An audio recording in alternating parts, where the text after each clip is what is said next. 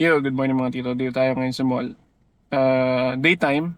Ito yung sa background maliwanag. So, we're doing this is one of my favorite scent, no? Itong Bulgari Man, Rain Essence. So, ano to?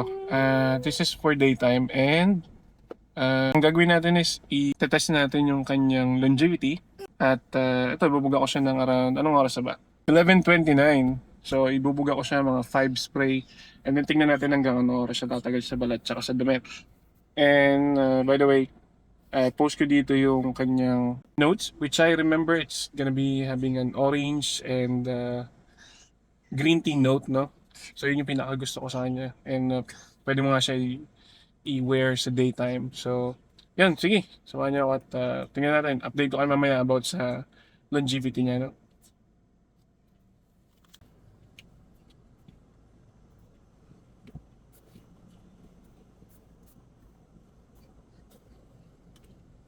See you later.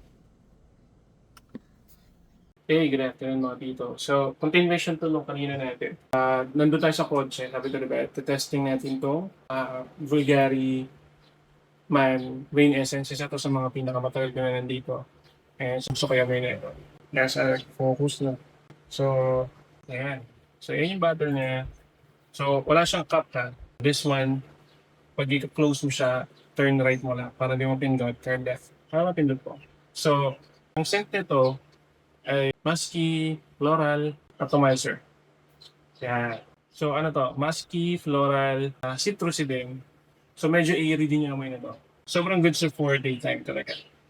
Post ko na lang yung accords tsaka yung notes dito sa video natin. No? Ano yung tsura ng bote. Sobrang go-to ko to pagka dati nasa office or lalabas ng umaga. And then, ang ano kasi nito is, may orange na amoy to.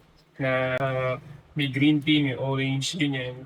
So, medyo matagal ko na rin talaga siyang nagagamit. Especially may mask din to. Hindi ba may mask in person, pero gusto ko yung amoy ng mask. So, ang siguro ang pinaka magandang part nito is yung amoy niya is, since nga may tea siya na notes or accords, eh, calming yung ano na, calming yung kanyang amoy. So, hindi siya masakit sa ilong. And then, very subtle lang siya pag gamit mo. Ang cons lang nito, medyo yung projection kasi nito, mahina. So, makakamoy lang ito yung mga normal yung mga katabi mo, yung mga malapit talaga sa'yo. Pag gusto mo, 1 meter na malayo, ano na, hindi na siya ganun maamoy. And yung, ito na yung sa kanyang longevity, kanina 11:29 ko siya binuga. Hindi ako nagdagdag para hindi mandaya. Hindi ako nagdagdag sa 3:25 na.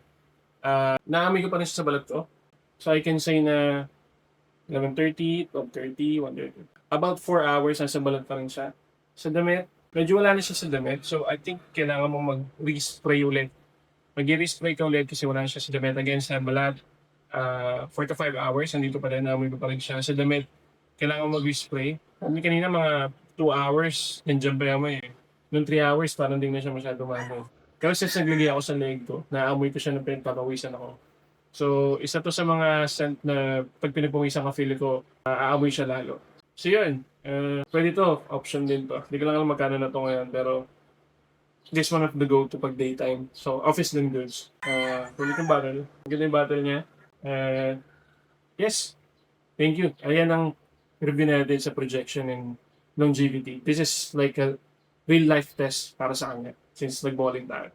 So, ciao!